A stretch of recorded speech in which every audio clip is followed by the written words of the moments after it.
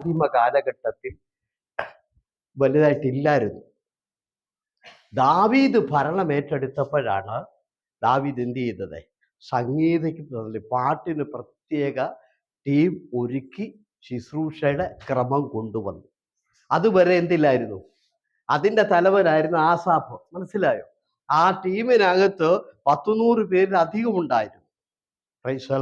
ആരാധന സമയത്ത് പാട്ട് പാടാൻ വേണ്ടി അങ്ങനെ ഒരു പ്രത്യേക ടീമിനെ ദാവീദ് കൊണ്ടുവന്നു. ശുശ്രൂഷയുടെ ക്രമങ്ങളും ദാവീദ് കൊണ്ടുവന്നു. അതിൻ്റെ പേരാണ് കൂറ്. കൂറിന്റെ ക്രമപ്രകാരം എന്ന് പറഞ്ഞാൽ മഹാപുരോഹിതന്മാർക്ക് ഓരോ ആഴ്ചയിൽ ഓരോ പുരോഹിതൻ, ചിലപ്പോൾ ഓരോ മാസം, അതിന് നമ്പറിന്റെ പേരാണ് കൂറെന്ന് പറയുന്നത്. ഒന്നാമത്തെ നമ്പർ വീഴുമ്പോൾ ആ കുടുംബക്കാര് ഒരു ആഴ്ച അല്ല 2 ആഴ്ച പുരോഹിതൻ അവിടെ, രണ്ടാമത്തെ നമ്പർ വീഴുമ്പോൾ അടുത്തയാള്. ഈ ക്രമീകരണങ്ങളെല്ലാം ദാവീദാണ് കൊണ്ടുവന്നത്. സ്തോത്രം. സംഗീത ശുശ്രൂഷയും കാര്യങ്ങളുമെല്ലാം.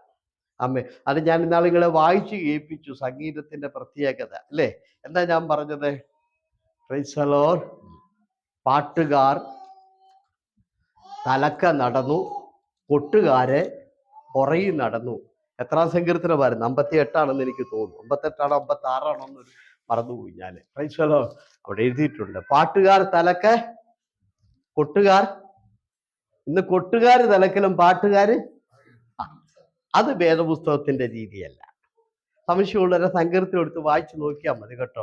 57 56 നോക്കിയിട്ട് ഒരു സംഗീതക്കാർ മുമ്പിൽ നടന്നു, പ്രൈസ് ദി ലോർഡ്, കൊട്ടുകാർ പുറയിൽ നടന്നു എന്ന് അതിനകത്തോട് വേണ്ട. നിങ്ങൾ വീട്ടിൽ പോയിട്ട് കണ്ടുപിടിച്ചാൽ മതി കേട്ടോ. ഓക്കെ, ദൈവം നിങ്ങളെ അനുഗ്രഹിക്കട്ടെ. അപ്പൊ ഇന്ന് വന്ന് കൊട്ടുകാരാ തലക്കൽ, പാട്ടുകാരെ കേൾക്കാനേ ഇല്ല. Price the Lord. ഹല്ലേലൂയ. ദൈവം നിങ്ങളെ അനുഗ്രഹിക്കട്ടെ. നമ്മൾ ആരാണ്? നമ്മൾ ദൈവസഭയാണ്. ക്രിസ്തു മതമല്ല. ഇത് ക്രിസ്തു മതമല്ല കേട്ടോ. ഇത് ദൈവസഭയാണ്. ക്രിസ്തു മതവും ദൈവസഭയും രണ്ടാണ്. ആമേ, അത് പ്രത്യേകം നമ്മൾ അറിയണം കേട്ടോ. ആമേ, ദൈവസഭയ്ക്കുള്ള പ്രത്യേകത മതം പോലല്ല. 2 ദുരുപദേശങ്ങളുണ്ട്. അതിലൊന്ന് പ്രൈസ് ദി ലോർഡ് എന്താണെന്ന് ചോദിച്ചാലേ, ആമേൻ, യേശുവിനെ രക്ഷിതാവായി സ്വീകരിക്കുക, യേശുവിനെ ആരാധിക്കുന്നു, വചനങ്ങളൊക്കെ അവർ വായിക്കുന്നു, എടുക്കുന്നു. പക്ഷേ എല്ലാം ഏറ്റെടുക്കത്തില്ല. സ്തോത്രം. അതാണ് ഈ ന്യൂ ജനറേഷൻ കൂട്ടായ്മകളെല്ലാം.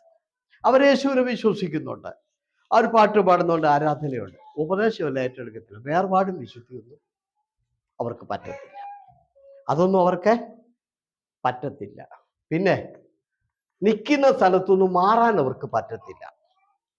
തങ്കുൻ്റെ ഒക്കെ കൂട്ടായ്മയില് മർത്തോമാക്കാർക്ക് പോയിരുന്ന് ആരാധിക്കാം, കത്തോലിക്കർക്ക് പോയിരുന്ന് ആരാധിക്കാം, യാക്കോക്കാർക്ക് പോയിരുന്ന് ആരാധിക്കാം. ദൈവസഭയിൽ അത് പറ്റത്തില്ല. ദൈവസഭയിൽ ആരാധിക്കണമെങ്കിൽ പഴയത് വിടണം. പഴയത് വിട്ടിട്ട് നമ്മൾ വേർപെട്ടു വന്ന്, അതാണ് സഭയും മതവും തമ്മിലുള്ള വ്യത്യാസം. മനസ്സിലായോ? ആമേ, പ്രൈസ് ദി ലോർഡ്. ഒത്തിരി പേര് അന്യഭാഷ പറയുന്നുണ്ട്, ഒത്തിരി പേര് ആരാധിക്കുന്നുണ്ട്, പോകുന്നുണ്ട്. അതുകൊണ്ടാണ് അവിടോട്ട് ഇവരെല്ലാം പോണത്. അവിടെ കൊണ്ട കാശും കൊടുക്കും. ഇത് ഇങ്ങോട്ട് വരികയാണെങ്കിൽ കാര്യം എന്ന് വെച്ചാൽ നമ്മുടെ അടുക്ക് വന്നാൽ നമ്മൾ പറയാം അത് വിടണമെന്ന്. അത് അവർക്ക് ബുദ്ധിമുട്ടാണ്. ആ നിൽക്കുന്നിടത്തൊക്കെ തന്നെ നിന്ന് പ്രധാനപ്പെട്ട ഉപദേശങ്ങളൊന്നും എടുക്കാതെ ബുദ്ധിമുട്ടില്ലാത്ത ഉപദേശം എടുക്കും. സ്നാനം എടുക്കത്തില്ല. ഞാനിവിടെ ഒരു 6 വർഷം താണ്ടാം മനാമല വലിയ ബിൽഡിങ്ങിനകത്ത് ഭാര്യയും ഭർത്താവും ഡോക്ടറാണ്. 2 പേര് വീട്ടിൽ 6 വർഷം ഞാൻ അവരെ പോയി പഠിപ്പിച്ചു. ഇപ്പം മിഷൻ ഹോസ്പിറ്റലിലെ ഈ ദന്തിസ്റ്റ് ഡോക്ടറാണ്, ജോൺസൺ എന്ന് പറയും. ഭയങ്കര വിശ്വാസം, അവർക്ക് എല്ലാം വിശ്വാസമാണ്. സ്നാനം പറയുമ്പോൾ ഒരു പറയാം അതിൻ്റെ ആവശ്യം. ഇപ്പം ഞാൻ പോക്കങ്ങ് നടത്തി. Price the Lord. കാരണം നമ്മളെ ദൈവം വിട്ടേക്കുന്നത് ഈ വേർപാടിൻ്റെ ഉപദേശം പറയാൻ അല്ലേ? പൈസയൊക്കെ എനിക്ക് തരും. പൈസകളോ വാർത്തനൊക്കെ കഴിയുമ്പോഴത്തേനും 10-40 ദിനാറൊക്കെ തരും. ആ 40 ദിനാറിന് വേണ്ടി ഞാൻ ഉപദേശം പറയാതെ പോയ ഉടനെ എന്നോട് ചോദിക്കത്തില്ലേ, ഞാനിപ്പോ അങ്ങോട്ട് പോകത്തില്ല. ആ പ്രാർത്ഥനയെ ഞാൻ വിട്ടു. ഭാര്യയും ഭർത്താവും ഡോക്ടറാ. പ്രൈസലോ. രണ്ടാമത്തെ ഒരു ഡോക്ടറുണ്ട്. ഒരിക്കൽ നമ്മളെ കാനുക്കാടിലാരും പ്രാർത്ഥനയ്ക്ക് വന്നു. റേറ്റ് ഡോക്ടർ, പുള്ളിക്കാരത്തി ഇവിടെ വരും, എന്നെ വിളിക്കും, കൊണ്ടുപോകും, പ്രാർത്ഥിക്കും, എനിക്ക് പൈസയൊക്കെ തരും. അതും ഇതുപോലെ വേർപാട് പറയുമ്പോൾ പുള്ളിക്കാരത്തിയെ കൊണ്ട് 2 സ്ഥലത്ത് ഞാൻ പ്രാർത്ഥനയ്ക്ക് പോയി. അവിടെയൊക്കെ ചെന്നപ്പോൾ ഞാൻ ശ്രദ്ധിച്ചുള്ള പുള്ളിക്കാരത്തി അവരോട് പറയാം, കുഴപ്പമൊന്നുമില്ല, നിങ്ങൾ നിൽക്കുന്നിടത്തൊക്കെ നിന്നാ മതി, നിങ്ങളങ്ങ് ദൈവത്തെ ആരാധിച്ചാൽ മതി. അങ്ങനെ ബൈബിളിൽ പറയുന്നില്ലല്ലോ. ദയവാലേ 2 കോരിന്ത്യർ എന്താ പറയുന്നത്? 5-ാം അധ്യായമൊക്കെ വായിക്കും. 6-ാം അധ്യായത്തിലെ ദേവാലയത്തിന് വിഗ്രഹത്തോട് എന്ത് ചേർച്ച? നിങ്ങൾ അത് വിട്ടു ഓടുവിനെന്ന് അവിടെ എഴുതിയേക്കുന്നത്. ഇരുളിന് വെളിച്ചവുമായിട്ട് വല്ല ചേർച്ചയുണ്ടോ? ഇല്ല. പിന്നെ നിങ്ങൾ അവര് പറയും ഇത് വിടണ്ട, ഇതിനകത്തൊക്കെ തന്നെ നിന്നുകൊണ്ട് ആരാധിച്ചാലും പറഞ്ഞപ്പോ ഈ വചനമൊക്കെ വലിച്ചു കയറി കളയണ്ടേ? അപ്പൊ ഒന്നാമത്തെ ഉപദേശം എന്താണ്? ദുരുപദേശം എന്താണ്? പ്രധാനപ്പെട്ടതൊക്കെ മാറ്റി വിട്ടിട്ട് ഒരുവിധം പിടിച്ചു നിൽക്കാവുന്നത് മാത്രം ഏറ്റെടുക്കുക, ബാക്കിയെല്ലാം തള്ളിക്കളഞ്ഞേക്കും. ബാക്കിയൊന്നും അവർക്ക് പറ്റത്തില്ല. അങ്ങനെയാണ് തങ്കു കൂട്ടായ്മക്കാർ ഇവിടുത്തെ എവലി ബീസ്റ്റും ഒക്കെ നടക്കുന്നത്. ആമേ പ്രൈസ്. നമ്മുടെ കാനുക്കാടലിലെ ജെയിംസിന്റെ ഭാര്യ ഉണ്ടല്ലോ, ജെസി നാട്ടിൽ ചെന്നപ്പോഴത്തേന് പത്തനംതിട്ടയിലെ എവലി ബീസിന്റെ ആരാധനയ്ക്ക് പോയപ്പോൾ പെണ്ണുങ്ങളാ തിരുമേശ കൊടുക്കുന്നത്. പുള്ളിക്കാരത്തി അന്തം വിട്ടുപോയി. പുള്ളിക്കാരത്തി നമ്മുടെ സഭയിലെ ഞാനത് ആലപ്പെടുത്തിയത്. പുള്ളിക്കാരത്തി എന്ന് പറഞ്ഞു, എൻ്റെ ഭാഷ ഞാൻ മേടിച്ചില്ലെന്ന് പറഞ്ഞു. ആമേ പ്രൈസ്. വേദപുസ്തകത്തിൽ എവിടെയെങ്കിലും ഒരപ്പോസ്തല പദവിയിൽ ഒരു സഹോദരിയെ ദൈവം കാണിക്കും. സഹോദരിമാർക്ക് ശുശ്രൂഷ ഇല്ലെന്നല്ല നമ്മൾ പറഞ്ഞത്, അവരെ തള്ളിക്കളയുന്നുമില്ല. പക്ഷേ നമ്മൾ ശ്രദ്ധിക്കേണ്ടത്, തിരുമേശയൊക്കെ കൊടുക്കുമ്പോൾ പൗലോസ് എന്താ പറഞ്ഞത്? യോഗ്യമായിട്ട്. അപ്പൊ അതുകൊണ്ട് നിങ്ങൾ വളരെ ശ്രദ്ധിക്കുക. ഇവിടെ ഒത്തിരി കൂട്ടായ്മക്കാരുണ്ട്, അവിടെ ഭയങ്കര ഉണർവായിരിക്കും. നമുക്ക് ചെന്ന് കൂടാ, നമ്മളോട് ഒരു വേർപാടും വിശുദ്ധി ഒന്നും പറയത്തില്ല. ആമേ അവർക്ക് കൂടാ. അതാണ് ഒന്നാമത്തെ. രണ്ടാമത്തെ കൂട്ടരെ ദുരുപദേശക്കാരെന്ന് പറഞ്ഞാല് അവരെങ്ങനെയാണെന്നറിയാമോ? പ്രൈസലോ. അവര് സമൃദ്ധി മാത്രം പറയും, വേറൊന്നും. ദൈവസ്നേഹവും സമൃദ്ധി. ദൈവസ്നേഹമാണ്. ആര് പറഞ്ഞ് ദൈവസ്നേഹമാണെന്ന്? ബൈബിളിൽ സ്പഷ്ടമായിട്ട് എഴുതിയിരിക്കുന്നു, എൻ്റെ ന്യായപ്രമാണം വിട്ട് നീ ഇടത്തോട്ടോ വലത്തോട്ടോ പോയാൽ നിന്നെ ഒരറ്റം തൊട്ട് മറ്റേ അറ്റം വരെ ഞാൻ ചിതറിക്കുമെന്ന് കർത്താവ് പറഞ്ഞു. അപ്പൊ സ്നേഹം മാത്രമാണോ കർത്താവ്? ആണോ? കോരേഹ് പുത്രന്മാരുടെ പിതാക്കന്മാര് ഭൂമി പിളർന്ന് ദൈവകോപത്താൽ അവര് മണ്ണിനടിയിലേക്ക് പോയി തകർന്നു പോയപ്പോൾ മക്കളെ രക്ഷിച്ചു ദൈവം. അപ്പൊ ദൈവം സ്നേഹം മാത്രമാണോ? അപ്പൊ ഇവരെവിടുന്ന ഈ ഉപദേശം പറയുന്നത്? ആ ഒരു മെയിൻ ഉപദേശക്കാരനായിരുന്നു മരിച്ചുപോയ നമ്മുടെ സാവും കൂട്ടരും. അവിടെ ചെന്നാൽ ഇതേ പറയത്തുള്ളൂ, ദൈവം സ്നേഹമാണ് എന്ന് പറയും. നമ്മൾ അതിനെ കണ്ണിക്കുന്നില്ല. ദൈവം സ്നേഹമാ. ആ സ്നേഹിക്കുന്ന ദൈവം ന്യായം വിധിക്കുന്ന ദൈവം കൂടെയാണ്. ഹല്ലേലൂയ പറഞ്ഞ്. സ്നേഹം മാത്രമല്ല, തെറ്റ് കണ്ടാൽ ആ ദൈവം ന്യായം വിധിക്കും. Price the Lord. ഹല്ലേലൂയ. അപ്പം സമൃദ്ധി മാത്രം പറയും. എവിടെ ചെന്ന് കയറുമ്പോഴേ സമൃദ്ധിയല്ല തുടങ്ങുന്നത്. നിന്റെ ജോലി സമൃദ്ധിയാകും, നിന്റെ സാമ്പത്തികമാകും, അങ്ങനാകും, ഇങ്ങനാകും, നീ വേർപെടണമെന്നോ, നീ വേർപെട്ട് ജീവിക്കണമെന്നോ, വചനങ്ങൾ പ്രമാണിക്കണമെന്നോ, അതനുസരിക്കണമെന്നോ ഒന്നും ഈ കൂട്ടര് പറയത്തില്ല. ഹല്ലേലൂയ പറഞ്ഞേ. ആമേ. ആ കൂട്ടത്തിൽ പെട്ട ആൾക്കാരൊക്കെയാണ് ഈ TV കാണുന്ന ആമേ. തെറ്റ് പറ്റരുത് കേട്ടോ. MA വർഗീസ്, PG വർഗീസ്, അമേരിക്കയിൽ ഒരു വലിയ ദിവസം ഉണ്ടല്ലോ. ആമേൻ. Praise the lord. അവരെല്ലാം അതുകൊണ്ട് വളരെ ശ്രദ്ധിക്കുക. ദൈവസഭയ്ക്ക് ആ ഉപദേശമില്ല. ദൈവസഭയ്ക്ക് സമൃദ്ധിയുണ്ട്. സമൃദ്ധി ഇല്ലെന്നല്ല. കർത്താവ് എന്താ പറഞ്ഞത്? കർത്താവിനെ സ്വീകരിക്കാൻ ഒരു മനുഷ്യൻ മുൻപോട്ട് വന്നപ്പോൾ അവനോട് കർത്താവ് അവനെ നോക്കിയിട്ട് പറഞ്ഞു, നിനക്കുള്ളതെല്ലാം വിറ്റ് പാവപ്പെട്ടവർക്ക്. നിന്റെ ആ സമൃദ്ധിയെ അനുഗ്രഹിക്കുകയാണോ ചെയ്തത്? സമൃദ്ധി ഉപേക്ഷിക്കാനാണോ പറഞ്ഞത്? യേശു എന്നാ പറഞ്ഞത്? നിനക്കുള്ളതെല്ലാം വിറ്റ് ദരിദ്രർക്ക്. അപ്പൊ അവൻ ഇട്ടേച്ചങ്ങ് പോയി. അവന് വിശ്വാസം, അവനന്നേരം ആരാധനയും വേണ്ട, ദൈവം വേണ്ട, വിശ്വാസവും വേണ്ട. സ്വത്രം പറഞ്ഞേ. അതുകൊണ്ട് നിങ്ങൾ വളരെ ശ്രദ്ധിക്കുക. ഈ കൂട്ടര് നമ്മുടെ ഇടയിൽ കൂടെ ഇപ്പൊ ഓടി നടക്കുന്നുണ്ട്. അതിനകത്തൊക്കെ പോകുന്നതിന് എനിക്ക് വിരോധമില്ല, പിന്നെ ഇങ്ങോട്ട് വന്നേക്കണ്ട. കാരണം അതിന്റെ പുറകെ അങ്ങ് പൊക്കോണം. നമുക്ക് ഇപ്പം ഒത്തിരി പേരെ ഒന്നും സ്വർഗത്തിൽ കൊണ്ടുപോകാന്നൊന്നും ഇവിടെ ബൈബിളിൽ അങ്ങനെ ഒന്നും എഴുതിയിട്ടില്ല. ദൈവം മക്കളെ, ഒരു പാസ്റ്റർ 25 പേരെ കൊണ്ടുവരണം എന്നൊരു വാക്യം കാണിക്കാവോ? ഇല്ല, അങ്ങനൊന്നും എഴുതിയിട്ടില്ല. അതുകൊണ്ട് ആളെ കൂടുതൽ കൂട്ടി നമുക്ക് എന്ത് ചെയ്യണ്ട. കർത്താവ് എന്താ പറഞ്ഞത്? യോഹന്നാൻ 6-ാം അധ്യായത്തിൽ കർത്താവ് പറഞ്ഞു, ഞാൻ സ്വർഗത്തിൽ ഇറങ്ങി വന്ന ജീവന്റെ അപ്പമാണ്. എന്നെ തിന്നണം, എന്നെ തിന്നുന്നവൻ എൻ മൂലം ജീവിക്കും. അപ്പൊ ചിലര് പറഞ്ഞു ഇത് കഠിന ഉപദേശം, വിട്ടുപോയി. എന്താ പറഞ്ഞത് അതിന്റെ അർത്ഥം? അതിന്റെ അർത്ഥം ഈ കടലിനക്കരെ വെച്ച് 5 അപ്പം എടുത്തു വാഴ്ത്തി അതിനെ എന്ത് ചെയ്തു?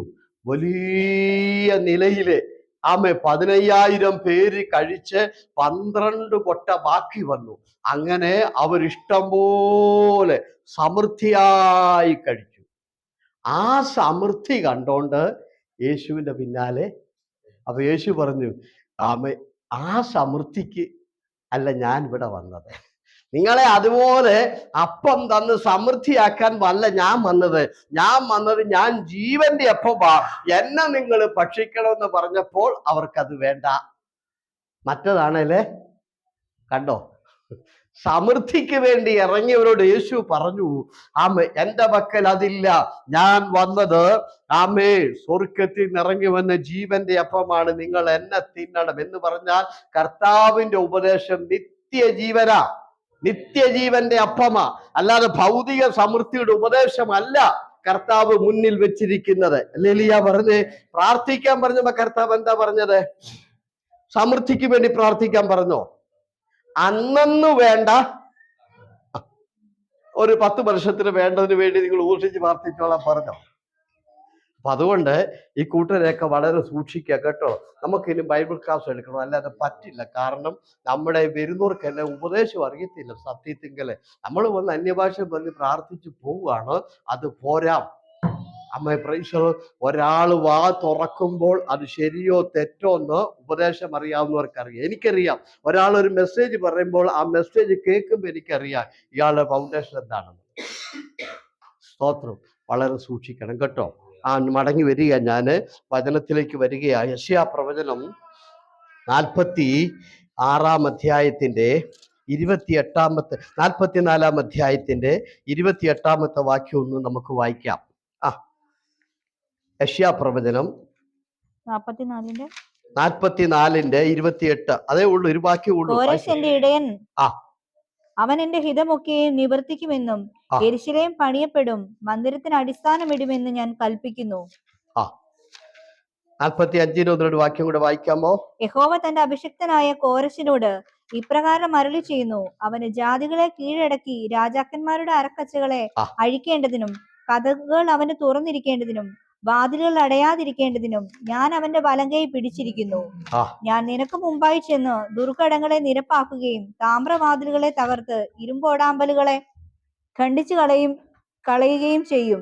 നിന്നെ പേർ ചൊല്ലി വിളിക്കുന്ന ഞാൻ യഹോവ, ഇസ്രായേലിന്റെ ദൈവം തന്നെയെന്ന് നീ അറിയേണ്ടതിന് ഞാൻ നിനക്ക് ഇരുട്ടിലെ നിക്ഷേപങ്ങളെയും മറവിടങ്ങളിലെ ഗുപ്തനിധികളെയും തരും. ഗുപ്തനിധികളെയും തരും. മതി, ശ്രദ്ധിക്കാം. ഞാൻ ഇത് പ്രസംഗിക്കുന്നൊന്നുമില്ല, നമ്മുടെ വിശ്വാസത്തിന് വേണ്ടി പറയാനാണ്. ഹോരേഷ് രാജാവ് ജനിക്കുന്നതിന് മുൻപേ, അതായത് പേർഷ്യൻ രാജ്യം ഉണ്ടാകുന്നതിന് മുമ്പേ യെശയ്യാവിന്റെ പ്രവചനമായത്. അന്ന് കോരേഷ് ഇല്ല. യെശയ്യാവ് പ്രവചിക്കുമ്പോൾ കോരേഷ് എന്ന് പറയുന്ന ഒരു മനുഷ്യൻ ഭൂമിയിൽ ജനിച്ചിട്ടില്ല. അന്ന് പേർഷ്യൻ രാജ്യം എന്ന് പറയുന്ന രാജ്യമില്ല. അന്ന് ബാബേൽ സാമ്രാജ്യമാണ്. അതിൻ്റെ ചക്രവർത്തി നെബൂഖദ്നേസറാണ്. അങ്ങനെ രാജ്യമില്ലാതിരിക്കുമ്പോഴും ഈ ഹോരേഷ് എന്ന് പറഞ്ഞ രാജാവ് ഇല്ലാതിരിക്കുമ്പോഴും യെശയ്യാ പ്രവാചകൻ ഒരു പ്രവചനം പറഞ്ഞു. ആ പ്രവചനമാണ് 28-ാമത്തെ വാക്യത്തിൽ നമ്മൾ വായിച്ചത്, 4-ാം അധ്യായത്തിന്റെ. ഹോരേഷന്റെ ഇടയൻ, സ്വത്രം പറഞ്ഞ് ജനിക്കുന്നതിന് എത്രയോ വർഷങ്ങൾക്ക് മുമ്പാന്നറിയാമോ? ഇപ്പൊ അവര് ബാബിലോണിൽ വന്നിട്ട് 70 വർഷം അടിമയായിട്ട്.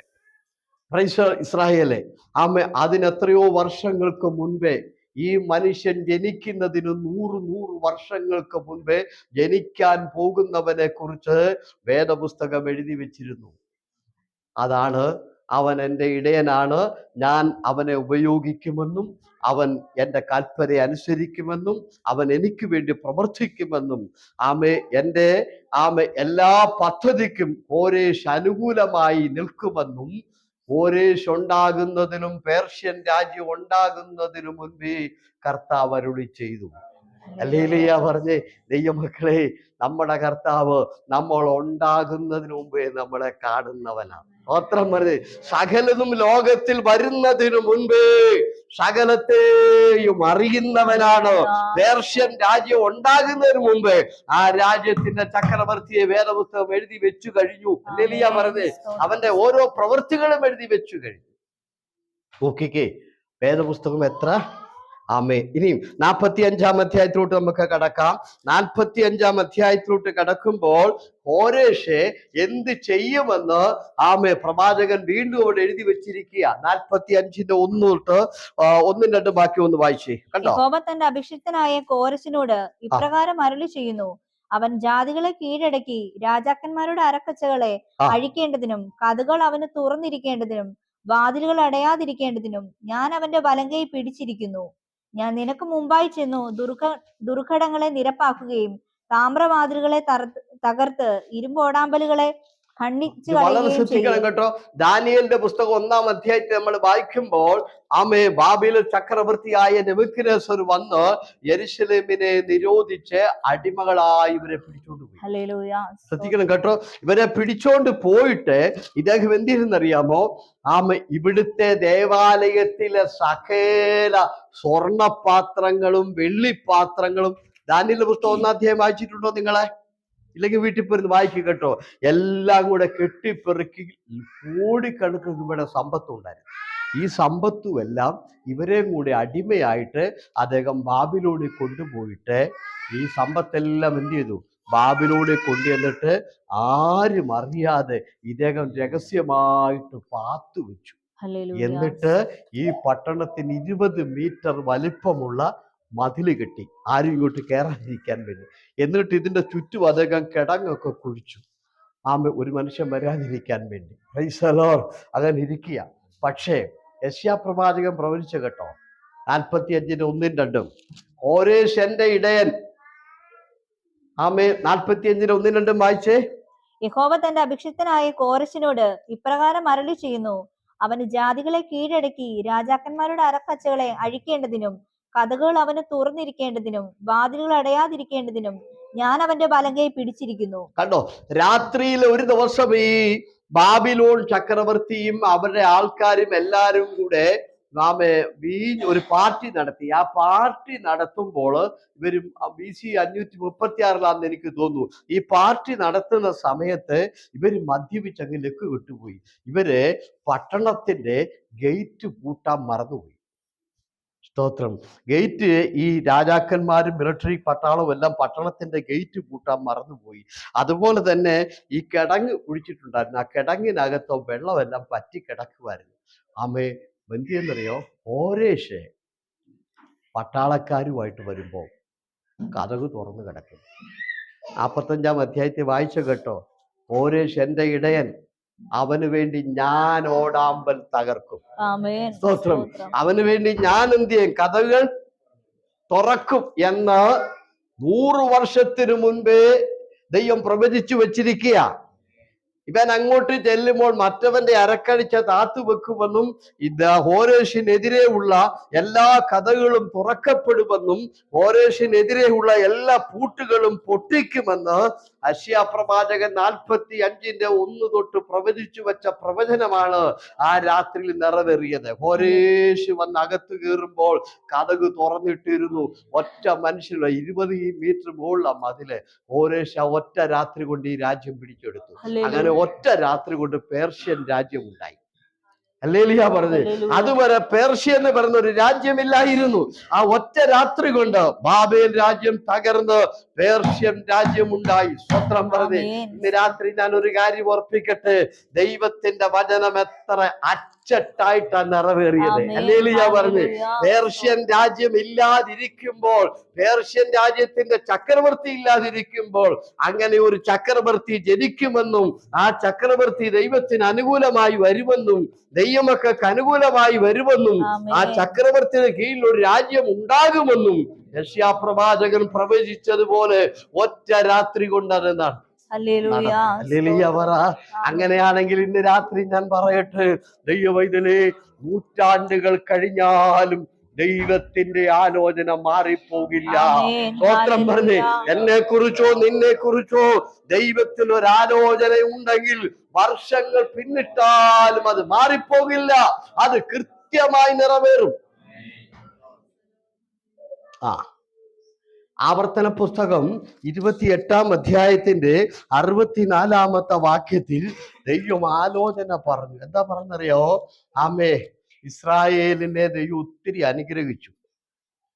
കന്നുകാലികളുടെ പേരും പിറപ്പും അനുഗ്രഹിച്ചു. പിന്നെ മാവ് കുഴക്കുന്ന തൊട്ടി അനുഗ്രഹിച്ചു. ഗോതമ്പും എല്ലാം അനുഗ്രഹിച്ചു. ഇഷ്ടം പോലെ അനുഗ്രഹം കൊടുത്തു. അനുഗ്രഹം കിട്ടിക്കഴിഞ്ഞപ്പോൾ ഇവര് ദൈവത്തെ മറന്നു. അപ്പൊ കർത്താവ് നേരത്തെ പറഞ്ഞിട്ടുണ്ട്, നീ എൻ്റെ അനുഗ്രഹങ്ങളും പ്രമാണവും മറന്നാൽ നിന്നെ ഞാൻ എന്ത് ചെയ്യും? ഒരറ്റം തുടങ്ങി മറ്റേ അറ്റം വരെ ചെതറിക്കുമെന്ന് കർത്താവ് ആലോചന കൊടുത്തിട്ടുണ്ട്. 28-ാം അധ്യായത്തിന്റെ 64-ാമത്തെ വാക്യത്തിൽ. ഹല്ലേലൂയ പറഞ്ഞേ. ഇവരെന്ത് ചെയ്തു? ദൈവത്തെ മറന്നു. കർത്താവ് എന്ത് ചെയ്യുന്നറിയാമോ? ഇവര് ദൈവത്തെ മറന്നപ്പോൾ ബാബിലോണിൽ കിടന്ന ചക്രവർത്തിയെ നെബൂഖദ്നേസറിനെ ഇവിടെ കൊണ്ടുവന്നിട്ട് യെരൂശലേമിൽ എന്ത് ചെയ്തു? ദേവാലയത്തിന് തീയിട്ട് നശിപ്പിച്ച് അതെല്ലാം ചുട്ട് തകർത്ത് ഇസ്രായേലിനെ എന്ത് ചെയ്തു? അടിമകളായിട്ട് അവർ പിടിച്ചോണ്ട് പോയി. അങ്ങനെ പിടിച്ചോണ്ട് പോയ കൂട്ടത്തിലാണ് ദേവാലയത്തിലെ പാത്രമല്ല അവരെ എടുത്തോണ്ട് പോയത്. അതുകൊണ്ട് ഒന്ന് നമ്മൾ പഠിച്ചോണം, ഈ അനുഗ്രഹിക്കുന്ന പുള്ളിക്ക് അത് ഒന്നുമില്ലാതെ ചിതറിക്കാനും അറിയാം. ഹല്ലേലൂയ പറഞ്ഞേ. ആമേ. നിന്റെ കന്നുകാലികളുടെ പേരും പിറപ്പും മാവ് കുഴക്കുന്ന തൊട്ടിയും നിനക്കുള്ള സകലതും പട്ടണത്തിൽ നീ അനുഗ്രഹിക്കപ്പെടും, നീ വീട്ടിൽ അനുഗ്രഹിക്കപ്പെടും എന്ന് പറഞ്ഞിട്ട് ആ കർത്താവ് തന്നെ പറഞ്ഞു, ഈ അനുഗ്രഹവും ചിതറിക്കും, ഞാൻ നിന്നെയും ചിതറിക്കും, എന്റെ കൽപ്പന പ്രകാരം പോയില്ലെങ്കിൽ. അല്ലെ 64-ാമത്തെ വാക്യം അങ്ങനെയല്ലേ? 28-ന്റെ. യഹോവ നിന്നെ ഭൂമിയുടെ ഒരറ്റം മുതൽ മറ്റേ അറ്റം വരെയും സർവ്വജാതികളെ. അതുകൊണ്ട് ഓർത്തോളം, കസേരയിൽ ഇരുന്ന് 400-500 ഒക്കെ മേടിക്കുമ്പോൾ ഞാൻ പറയട്ടെ, മര്യാദയ്ക്ക് പോയി നിന്റെ കസേരയും ചിതറിക്കും, 500 ചിതറും, 1000 ചിതറും. 4 കാശിന് വകയില്ലാത്തവനായി മാറേണ്ട ഗതികേട് വരും. ഹല്ലേലൂയ പറഞ്ഞേ. മാവ് കുഴക്കുന്ന തൊട്ടി അനുഗ്രഹിച്ചു കൊടുത്തു, കലത്തിലതും കണ്ടത്തിലതും എല്ലാം അനുഗ്രഹിച്ചിട്ട് പറഞ്ഞു, പ്രമാണത്തിൽ നിന്നോണം, ഇല്ലേ ഞാൻ ഒരറ്റം തൊട്ടേ ചിതറിക്കും. അത് ഞാൻ ഒന്നുകൂടെ ഓർമ്മ, 2025 മര്യാദയ്ക്ക് ദൈവത്തെ ആരാധിച്ച് വചനപ്രകാരം പൊക്കോണം, അല്ലെങ്കിൽ നിന്റെ ജോലിയും തെറിക്കും, സകലതും കളയാൻ ഈ പുള്ളിക്ക്. ബാബിലോണിൽ കിടന്ന രാജാവ് ഇവിടെ വന്നിട്ട് യെരൂശലേം ദേവാലയത്തിന് തീയിട്ട് നശിപ്പിച്ചിട്ട് ആലയത്തിലെ പാട്ടോ ഇവരെ അടിമയായിട്ട് അവർ അവിടെ കൊണ്ടുപോയി. ഇതിനു മുമ്പേ കർത്താവ് പറഞ്ഞതാ, കുഞ്ഞെ നീ പോയില്ലെങ്കിൽ ഞാൻ ചിതറിക്കുമെന്ന്. ഹല്ലേലൂയ പറഞ്ഞേ. അങ്ങനെയാണ് യെശയ്യാ പ്രവാചകൻ വായിച്ച കേട്ടോ. എന്താ വായിച്ചത്? 45-ലെ ഇരുട്ടിലെ ഗുപ്ത നിധികൾ. ഏതാ? ദേവാലയത്തിലെ സ്വർണം കൊണ്ടുവന്ന് അവിടെ പാത്തു വെച്ചിരിക്കുക. ആര്? നെബൂഖദ്നേസർ രാജാവ്. അതാ പറഞ്ഞത്, ആ ഇരുട്ടിലെ ഗുപ്ത നിധികൾ അവൻ എടുക്കും. ആര്? കോരേശ് അതെടുക്കും. എടുത്തിട്ട് ദൈവമക്കൾക്ക് തിരികെ കൊടുക്കുമെന്ന് യെശയ്യാ പ്രവാചകൻ 45-ൽ അത് പ്രവചിച്ചു വെച്ചിരിക്കുക. ഹല്ലേലൂയ പറഞ്ഞ്, ആ ഇരുട്ടിലെ ഗുപ്ത നിധികൾ കോരേശിന്റെ കയ്യിൽ ഞാൻ കൊടുക്കും, കോരേശ് എനിക്കിഷ്ടമായത് ചെയ്യും. സ്തോത്രം. ഹല്ലേലൂയ പറഞ്ഞേ. എസ്രായുടെ പുസ്തകത്തിൽ നിന്നൊരു വാക്യം ഒന്ന് വായിച്ചാട്ടെ, സമയത്തിന്റെ പരിമിതി കൊണ്ട് ഓടിച്ചൊന്ന് വായിച്ചു.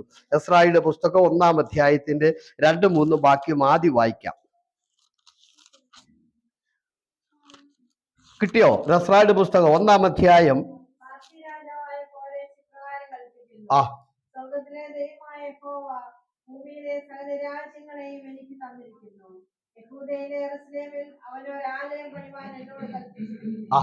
നിങ്ങളിൽ അവന്റെ ജനമായിട്ട് ആരെങ്കിലും ഉണ്ടെങ്കിൽ കണ്ടോ? കോരേശ് എന്റെ ഇടയിൽ, അവൻ എന്റെ ആലയം പണിയുമെന്ന് യെശയ്യാവ് പ്രവചിച്ചു. കണ്ടോ? ആ പ്രവചനം ഇവിടെ നിറവേറുന്ന കണ്ടോ? ഹല്ലേലൂയ. വർഷം എത്രയായി ഇപ്പം? പേർഷ്യൻ രാജ്യം ഇല്ലാതിരിക്കുമ്പോഴാണ് യെശയ്യാവ് പ്രവചിച്ചത്. സ്തോത്രം. അന്ന് പേർഷ്യൻ രാജ്യമില്ല, രാജാവില്ല, ഒന്നുമില്ലാതിരിക്കുമ്പോഴാ പറഞ്ഞത്. 44 അധ്യായത്തിന്റെ 28 വാക്യത്തിൽ പറഞ്ഞത്, അവൻ എന്റെ ഇടയനാണ്, അവൻ ആലയം പണിയുമെന്ന്. ഹല്ലേലൂയ. പറഞ്ഞേ, സ്തോത്രം. 100 വർഷങ്ങൾ കഴിഞ്ഞപ്പോഴാണ് കോരേശ് എന്ന മനുഷ്യൻ, അത് കഴിഞ്ഞ് എത്രയോ വർഷങ്ങൾ കഴിഞ്ഞാ ജനിക്കുന്നത്. അദ്ദേഹം ജനിച്ചു കഴിഞ്ഞിട്ട് എത്രയോ വർഷങ്ങൾ കഴിഞ്ഞാണ് പിന്നെ പേർഷ്യൻ രാജ്യം ഉണ്ടാകുന്നത്. പേർഷ്യൻ രാജ്യം ഉണ്ടായി എത്രയോ നാള് കഴിഞ്ഞിട്ടാണ് ഈ പ്രവചനം നിറവേറുന്നത്. പ്രൈസ് ആണ്ടോ.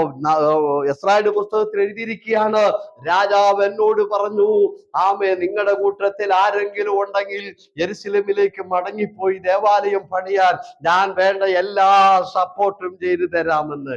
ഈ മനുഷ്യനെ ദൈവം ഉപയോഗിക്കുമെന്ന് ഇദ്ദേഹം ജനിക്കുന്നതിന് മുൻപേ എഴുതി വെച്ച കാര്യമാണ്. നീ ഒരു ഹല്ലേലൂയ പറഞ്ഞേ.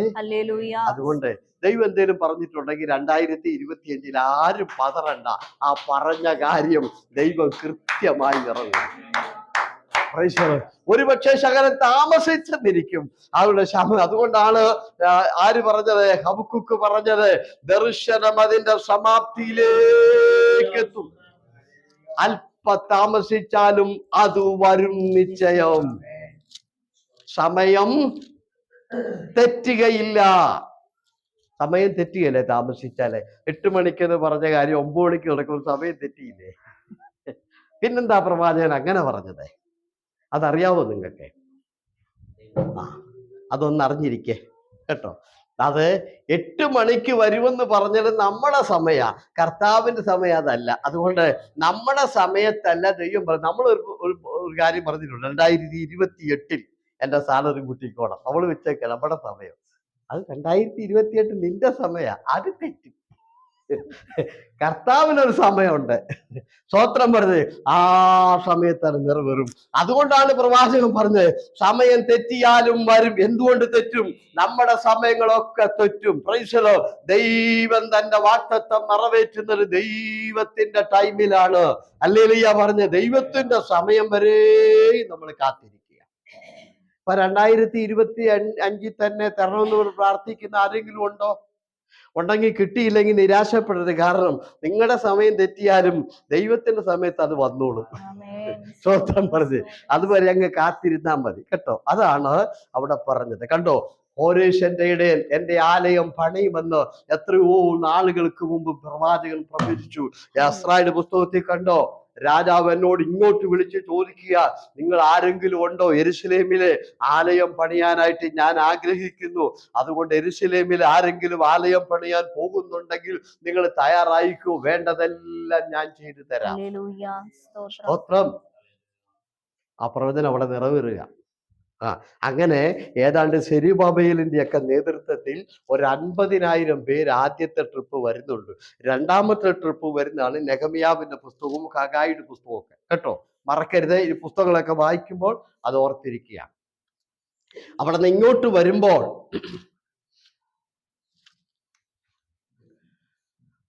നടന്നാ വരുന്നത്. ഒറ്റയടിക്ക് അവിടെ നിന്ന് നടന്നു വരാൻ ഇച്ചിരി ബുദ്ധിമുട്ടാണ്. 8 മൈൽ കൂടുതൽ നടക്കത്തില്ല. 8 മൈലാണ് അന്നത്തെ യാത്ര. കുഞ്ഞുങ്ങളും കുട്ടികളും കന്നുകാലികളും ഒക്കെ ആയിട്ട് വരുന്നത്. 8 മൈലാകുമ്പോൾ അവരവിടെ എവിടെയെങ്കിലും വിശ്രമിച്ചു നേരം വെളുത്തിട്ട് വീണ്ടും തുടങ്ങും. അങ്ങനെ വീണ്ടും തുടങ്ങും. അങ്ങനെ യാത്രയിൽ വരുമ്പോൾ ഓരോ സ്ഥലത്ത് അവർ വരുമ്പോഴും ഒരു സങ്കീർത്തനത്തിന്റെ ഒരു ഖണ്ഡിക വായിക്കും. പിറ്റേ ദിവസം പോരുമ്പോൾ ആ സങ്കീർത്തനമാണ് 119 സങ്കീർത്തനം. ഹല്ലേലൂയ പറഞ്ഞേ. അതുകൊണ്ടാണ് ആ സങ്കീർത്തനത്തിന് അനേക കണ്ണികൾ കണ്ടിട്ടില്ലേ. കാരണം അത് ഓരോ ദിവസം അവരവിടെ നിന്ന് യാത്ര ചെയ്ത് ഇവിടെ വരുന്നത് 3 മാസം കൊണ്ടാണ്. അല്ലേ? ഡെയിലി 8 മൈലിൽ അവർ നടക്കത്തില്ല. 8 മൈൽ നടന്നിട്ട് വെളുപ്പിനെ തുടരാൻ നേരത്ത് സങ്കീർത്തനത്തിന്റെ അടുത്ത ഭാഗം വായിക്കും. വീണ്ടും അടുത്ത സ്ഥലത്ത് എന്നിട്ട് അവർ വീണ്ടും നേരം വെളുത്ത് പോരാൻ നേരത്ത് അടുത്ത ഭാഗം വായിക്കും. അങ്ങനെ അനേക മാസങ്ങൾ കൊണ്ട് അവര് വായിച്ച് യാത്ര ചെയ്ത സങ്കീർത്തനമാണ് 119 സങ്കീർത്തനം. അതിനകത്ത് എഴുതി, ദൈവമേ ന്യായപ്രമാണത്തിന്റെ അത്ഭുതങ്ങളെ കാണുവാൻ എൻ്റെ കണ്ടവര്. ന്യായപ്രമാണത്തിന്റെ അത്ഭുതങ്ങൾ കോരേശിലൂടെ അവർ കണ്ടു. കോരേശ് എന്ത് ചെയ്തു? അവർക്ക് അനുകൂലമായി വഴികൾ തുറന്നു കൊടുക്കുന്നു. ഇസ്രായേലിൽ അവർ ചെല്ലുമ്പോൾ എന്ത് ചെയ്യുന്നു? അവിടെ അവർക്ക് അനുകൂലമായി എല്ലാ കാര്യങ്ങളും ഒരുക്കി കൊടുക്കുന്നു. അങ്ങനെ എന്ത് ചെയ്തു? 119 സങ്കീർത്തനം കേട്ടോ, മറക്കരുതേ. ഇനി അടുത്ത വാക്യത്തിലേക്ക് നമുക്ക് പോകാം. മെസ്സേജ് ചെയ്തല്ല, ഞാൻ വേഗം നിർത്തിക്കോളാം. എസ്രായിയുടെ പുസ്തകം 7-ാമത്തെ വാക്യം തുടങ്ങി 1-ാം അധ്യായത്തിന്റെ 11 വരെയുള്ള വാക്യം ഒന്ന് വായിച്ചാട്ടെ.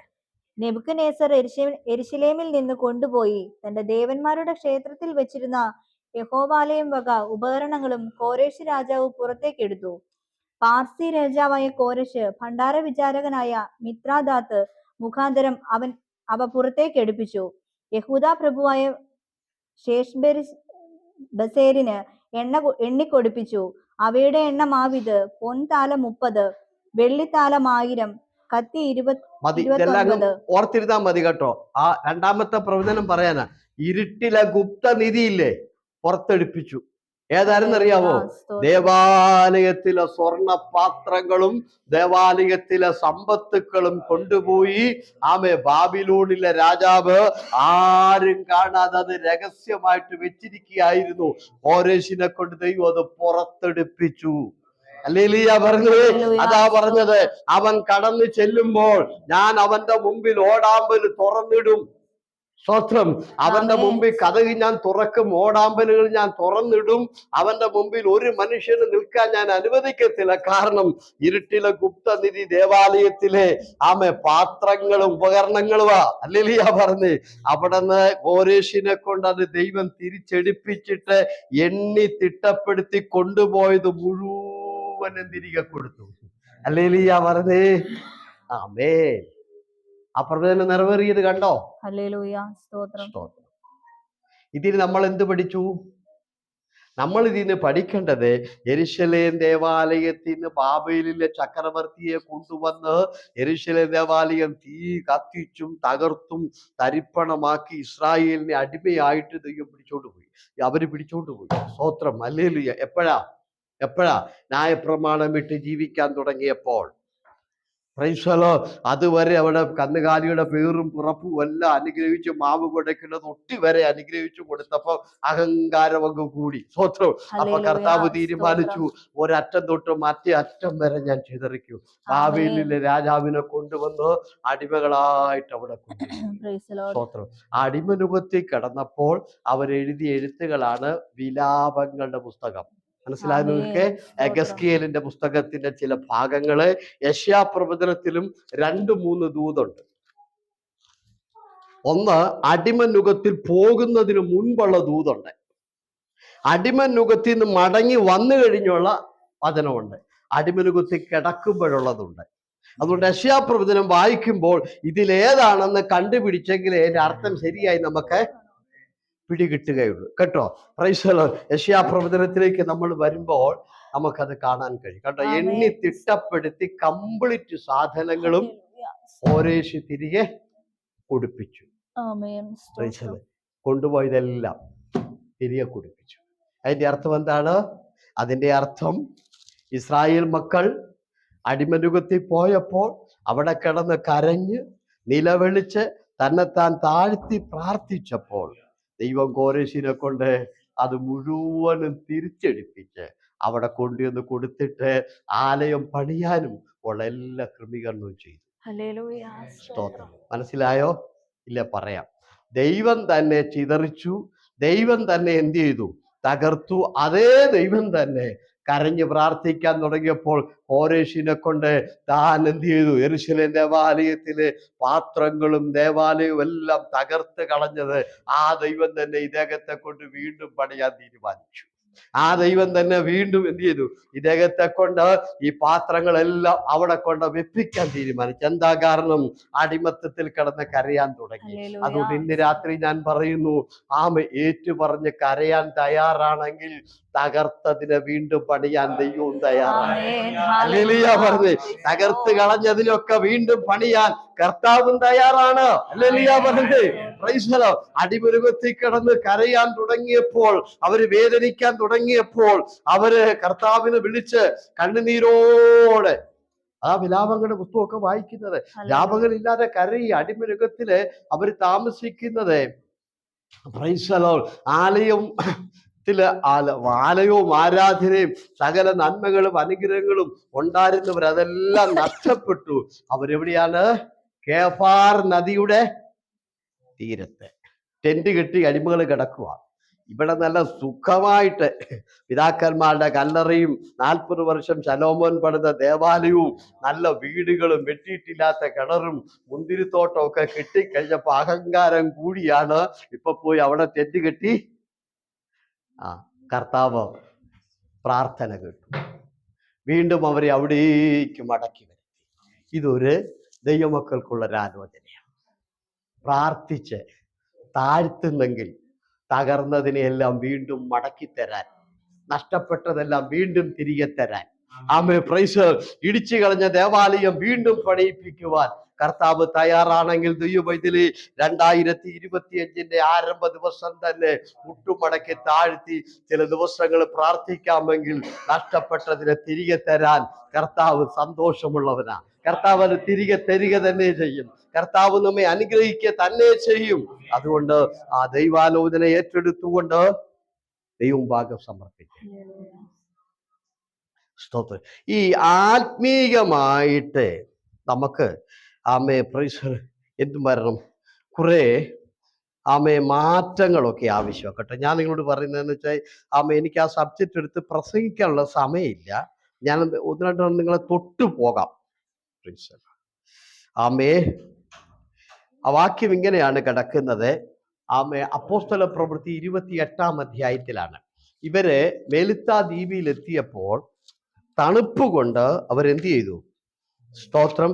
തണുപ്പ് കൊണ്ട് തീ കൂട്ടി തീ കായുവാൻ വേണ്ടി അപ്പോസ്തലനെ അവിടെ കിടന്ന അപ്പോസ്തലന്മാരും ഈ കപ്പൽ യാത്രക്കാരും എല്ലാവരും കൂടി അവിടെ കിടന്ന കുറെ വിറകുകളെല്ലാം കൂടെ കൂട്ടിയിട്ട്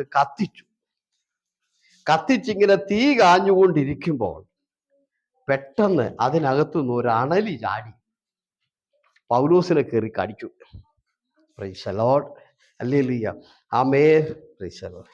അപ്പൊ പൗലോസിനെ കടിച്ചപ്പം ആ കൂടെ നിന്നവരെല്ലാം പറഞ്ഞു, ഇപ്പൊ ഈ മനുഷ്യൻ ചത്തു വീഴും, ദേഹമെല്ലാം നീര് വെച്ചിട്ട് ചത്തു വീഴും എന്നും പറഞ്ഞ് അവരിങ്ങനെ നോക്കി നിൽക്കുക. കുറെ കഴിഞ്ഞപ്പോഴത്തേന് പൗലോസിന് ഒന്നും പറ്റിയില്ല. പൗലോസ് അത് തീക്കകത്തോട്ട് കുടഞ്ഞിട്ട്. സ്തോത്രം. ഉടനെ അവര് പറഞ്ഞു, അയ്യോ ഇവൻ മനുഷ്യനല്ല, ഇവൻ ആരാണ്? ഇവൻ ദേവനാണെന്ന് പറഞ്ഞു. Praise the lord. ദേവനാണെന്ന്. ഇവിടെ ചില പാഠം പഠിക്കാറുണ്ട് കേട്ടോ. തണുപ്പ് കൂട്ടിയിട്ട് തീ കാഞ്ഞു. അതിൻ്റെ അർത്ഥം മനസ്സിലായോ?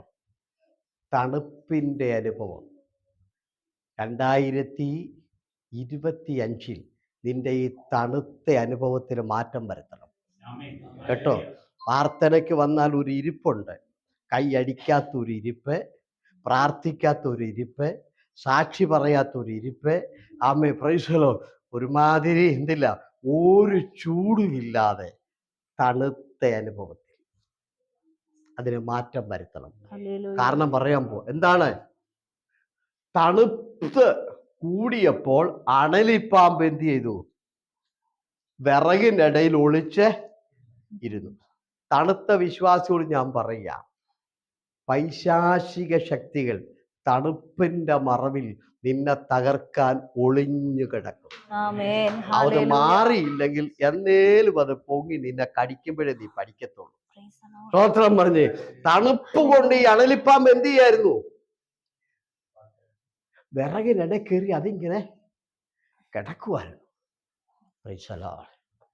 ആത്മീയമായി തണുത്ത അവസ്ഥയിൽ പോകുന്ന ദൈവവൈതലേ, ഇന്ന് രാത്രി നീ അറിഞ്ഞോളുക, പൈശാചിക ശക്തി നിന്റെ വീട്ടിൽ തന്നെ ഉണ്ട്. അത് നിന്റെ നന്മയിൽ തന്നെ ഉണ്ട്. അത് നിന്റെ അനുഗ്രഹത്തിലുണ്ട്. അതിങ്ങനെ പതുങ്ങി കിടക്കുക. തണുപ്പ് കാരണം ആരും എന്ത് ചെയ്യുന്നില്ല, വിറകൊന്നും എടുക്കുന്നില്ല. പൗലോസ് എന്ന് വിറകെ തൊട്ടപ്പോൾ ഇത് ചാടി. ഇന്ന് ആ തണുത്ത അനുഭവം ഇവിടുന്ന് മാറ്റിയിട്ടേ പോകാവുള്ളൂ. സ്വോത്രം പറയാതിരിക്കുന്ന ഈ തണുപ്പുണ്ടല്ലോ, ഹല്ലേലൂയ. കയ്യൊന്നും അടിക്കാതെ ആരാധിക്കാതെയൊക്കെ അങ്ങനെ തണുത്തിരിക്കും തോറും ഈ അണലിപ്പാമ്പ് നിന്റെ വീട്ടിൽ കയറി വരും. അത് കിടക്കും തണുപ്പുള്ളോടത്ത്, അതിങ്ങനെ പമ്മി പമ്മി ചൂടായ അതങ്ങ് ഇറങ്ങിപ്പോക്കോളും, അവിടെ കിടക്കത്തില്ലത്. ഹല്ലേലൂയ. കണ്ടോ, സ്തോത്രം. വിറകിട്ട് തീയത്തിച്ച് ചൂടായപ്പോ അത് പുറത്തു പോയി. ആമേൻ. അതെ. സ്തോത്രം, സ്തോത്രം, അപ്പൊ അതുകൊണ്ട് ഞാൻ പറയാ, ഒന്ന് ആത്മനിറവിലും അന്യഭാഷയൊക്കെ പറഞ്ഞൊന്ന് ചൂടായില്ലെങ്കിൽ കുഞ്ഞെ, ഈ സാധനം അവിടെ കിടന്ന് ഹല്ലേലൂയ. എപ്പോഴാണ് ഇത് നമ്മൾ സ്തോത്രം, തീർക്കുന്നെന്ന് അറിയാൻ സ്തോത്രം, ഒക്കത്തില്ല കേട്ടോ. ആത്മീയമായി തണുത്ത അനുഭവത്തിൽ പോകുന്നവരോട് ഞാൻ പറയുന്നു, ഇന്ന് രാത്രി നിങ്ങൾക്കൊരു മാറ്റം വരുത്തിയിട്ട് ഇവിടുന്ന് പോകാമുള്ളൂ കേട്ടോ. ഹല്ലേലൂയ പറഞ്ഞേ.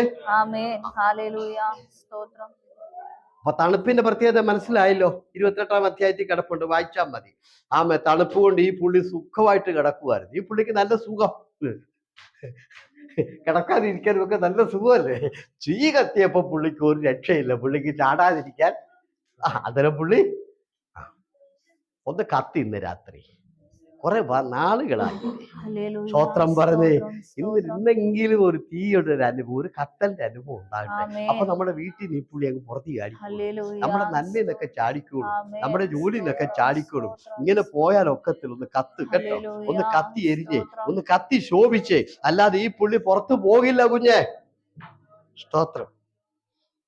ഉത്തമഗീതം 2-ാം അധ്യായം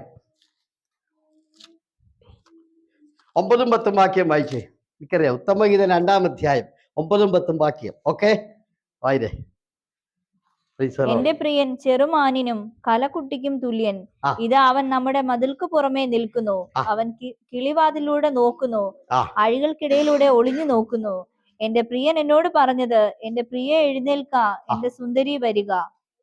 ശീതകാലം കഴിഞ്ഞു, മഴയും മാറിപ്പോയല്ലോ.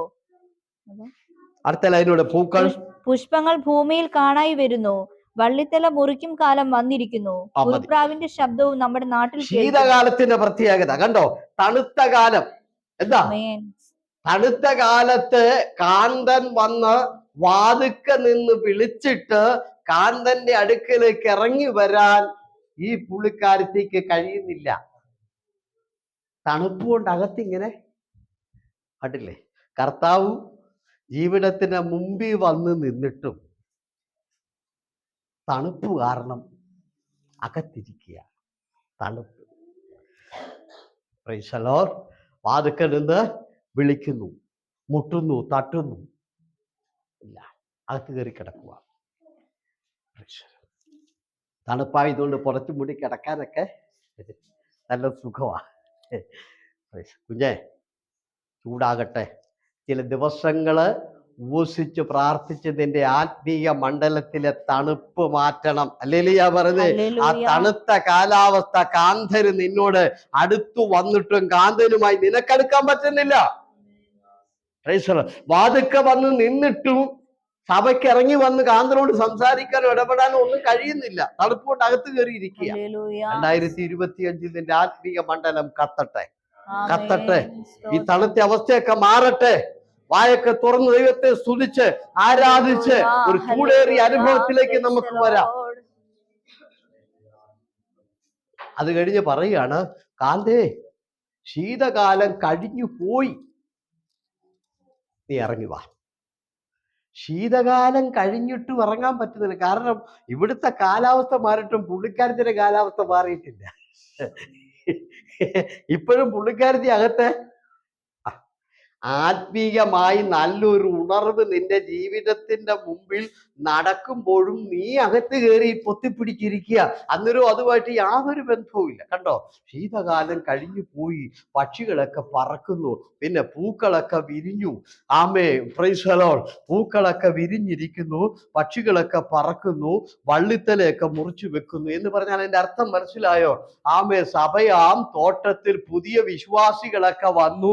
അവരെന്ത് ചെയ്തു? പുതിയ പുഷ്പങ്ങളൊക്കെ വിരിഞ്ഞു, പുതിയ വിശ്വാസികളൊക്കെ വന്നു. പിന്നെ വള്ളിത്തലയൊക്കെ പാസ്റ്റർമാരൊക്കെ മുറിച്ചു വെച്ചു, സഭ വളർന്നു. എന്നിട്ടും ഈ പുള്ളി അകത്ത് കിടപ്പാ. പുറത്ത് ഈ കാര്യങ്ങളൊക്കെ നടക്കുമ്പോഴും ഈ പുള്ളി അകത്ത് എന്ത് ചെയ്യാ? അങ്ങനെയാ. വലിയ സുവിശേഷ പ്രവർത്തനം ഒക്കെ നടക്കുമ്പോഴും ഒരാത്മീയമായിട്ട് മാറി. നമ്മുടെ തണുത്ത അവസ്ഥ മാറി. ഒന്ന് തീമോഥെയോസിന്റെ ലേഖനം വായിക്കേണ്ട വാക്യം ഞാൻ പറയാം. ഒടുവിലത്തെ അധ്യായത്തിലാ.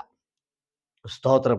അവിടെ എഴുതിയിരിക്കുന്ന ഇങ്ങനെയാണ്: മകനെ തീമോഥെയോസേ, ശീതകാലം കഴിയും മുമ്പേ നീ എൻ്റെ അടുക്കൽ വരാൻ ശ്രമിക്കാം.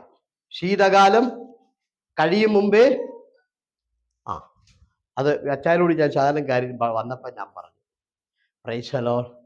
ശീതകാലം എന്ന് പറഞ്ഞാൽ മനസ്സിലായോ? വയസ്സ് എന്ന് കൂടിയിട്ടല്ല, നല്ല പ്രായത്തിൽ. മനുഷ്യന്റെ ജീവിതത്തിൽ എന്തുണ്ട്? Praise the lord. കാലങ്ങളുണ്ട്. വേനൽക്കാലമുണ്ട്, ശീതകാലമുണ്ട്. ശീതകാലം എന്ന് പറയുന്നത് വാർദ്ധക്യമാണ്. വടി പിടിക്കണം. അന്നേരം നടക്കാൻ പറ്റുകയില്ല, കാലൊക്കെ വിറയ്ക്കും. അപ്പൊ ചിലതൊക്കെ ഈ ശീതകാലം വരുന്നതിന് മുമ്പേ വരാൻ, ആരോഗ്യമുള്ളപ്പോഴെല്ലാം നമ്മൾ വേറെ പലതിനുമൊക്കെ നടക്കുക, നല്ല പ്രായത്തിലൊക്കെ. എന്ത് ചെയ്തു? കലാപരിപാടിയും രാഷ്ട്രീയ പരിപാടികളും മറ്റു പലതും. വയസ്സ് എന്ന് വീട്ടുകാർ തള്ളിക്കളയുമ്പോ, മക്കളും തള്ളിക്കളയുമ്പോ ഇനി സഭ. കർത്താവ് പറഞ്ഞു, അതങ്ങ് മനസ്സിൽ വെച്ചേരി, നിന്റെ യൗവനത്തിൽ വരാൻ പറഞ്ഞു. ശീതകാലത്തല്ല നീ വരേണ്ടത്, നല്ല പ്രായത്തിൽ. നീ എൻ്റെ അടുക്കലേക്ക് വരിക. സ്തോത്രം പറഞ്ഞു. ഇന്നും ആ ശബ്ദം മുഴങ്ങുകയാണ്. കർത്താവ് നമ്മളെ വിളിക്കുന്നത് നമ്മുടെ ജീവിതത്തിന്റെ നല്ല പ്രായത്തിൽ കർത്താവിനെ ഏറ്റെടുക്കാൻ വേണ്ടി എത്ര പേർക്ക് കഴിയും? ശീതകാലം പോട്ടെ. ചിലർക്ക് ശീതകാലം, ബിസിനസ്സിനൊരു ശീതകാലം, കച്ചവടം കൂടി നടക്കുന്നില്ല. അന്നേരം ദൈവസ്ഥലത്തിലേക്ക് നല്ല ലാഭമൊക്കെ കിട്ടുമ്പോഴോ ദൈവം വേണ്ട. പ്രൈസറോ. പിന്നെ ആകമാനം കുഞ്ഞുങ്ങൾക്കൊരു ശീതകാലം, അവർക്കൊരു പുരോഗതി കാണുന്നില്ല. അന്നേരം പ്രാർത്ഥിക്കാൻ വരും. കുഞ്ഞെ, ഇന്ന് രാത്രി ഞാൻ പറഞ്ഞു, ശീതകാലത്തല്ല, നിനക്ക് നല്ല ആരോഗ്യമുള്ളപ്പോൾ, നല്ല ബലമുള്ളപ്പോൾ, ദൈവം നിനക്ക് ശക്തിയും ബലവും ആയുസ്സും തന്നിരിക്കുമ്പോൾ, ശീതകാലം കഴിയുന്നതിനു മുൻപേ എൻ്റെ അടുക്കൽ വരാൻ ശ്രമിക്കാം.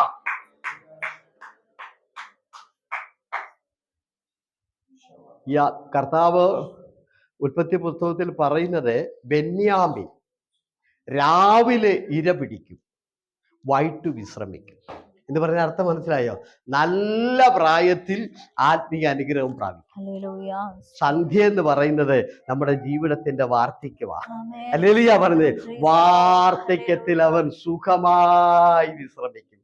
എന്താ കാര്യം?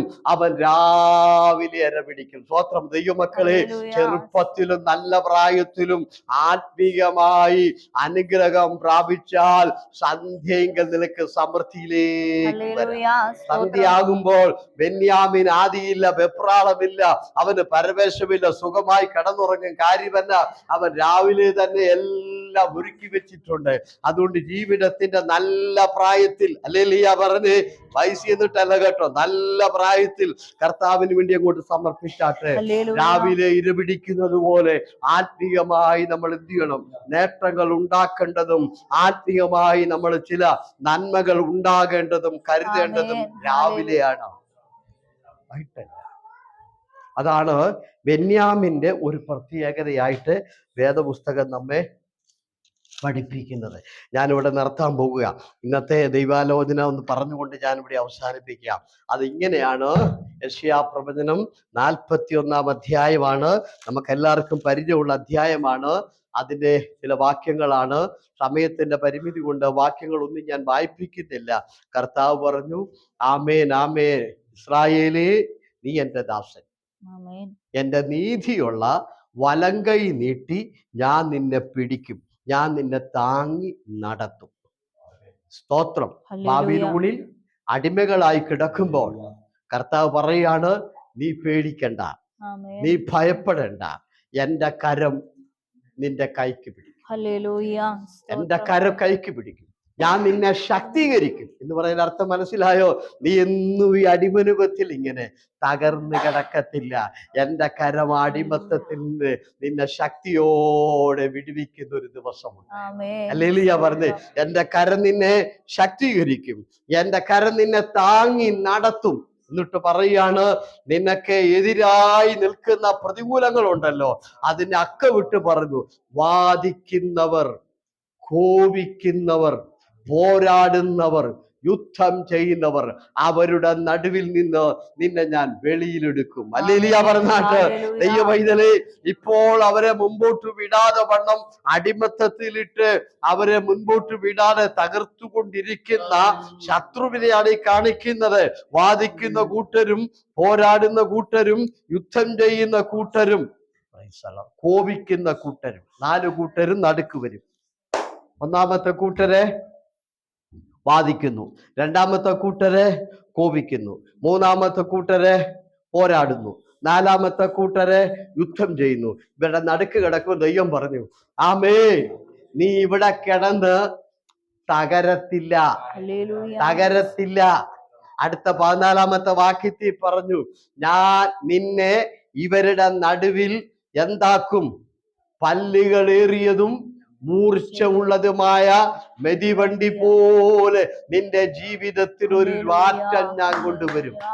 സ്തോത്രം പറയും. ഇതിനെയെല്ലാം തകർത്ത് തകർത്ത് തരിപ്പണമാക്കി ഈ പ്രതികൂലത്തിന്റെ നടുവിൽ നിന്ന് ജയമെടുത്ത് വെളി വരത്തക്ക നിലയിൽ ഞാൻ നിന്നെ പല്ലുകളേറിയ മെതിവണ്ടി പോലെ, അനേക കാളകൾ കെട്ടി അത് വലിക്കുന്ന സാധനത്തിന് പേരാ മെതിവണ്ടി, അതുപോലെ ആക്കി തീർക്കും. സ്തോത്രം പറഞ്ഞേ. 2025 ദൈവവൈതലേ, നിനക്കെതിരെ നിൽക്കുന്ന സകല പ്രതികൂല ശക്തികളെയും തകർത്ത് മുന്നോട്ട് പോകത്തക്ക നിലയിൽ നിന്നെ മാറ്റിയെടുക്കുന്ന ദൈവം. സ്തോത്രം പറഞ്ഞേ. കർത്താവിന്റെ കരം നിന്നെ മാറ്റും, കർത്താവിന്റെ ശക്തി നിന്നെ മാറ്റും. എല്ലാവർക്കും എഴുന്നേറ്റ് നിൽക്കാം. ഈ കേട്ട വചനത്തിന്റെ മുൻപില് നമ്മൾ ഒരു നിമിഷം ആരാധിക്കാൻ പോവുകയാണ് കേട്ടോ. ഇന്ന്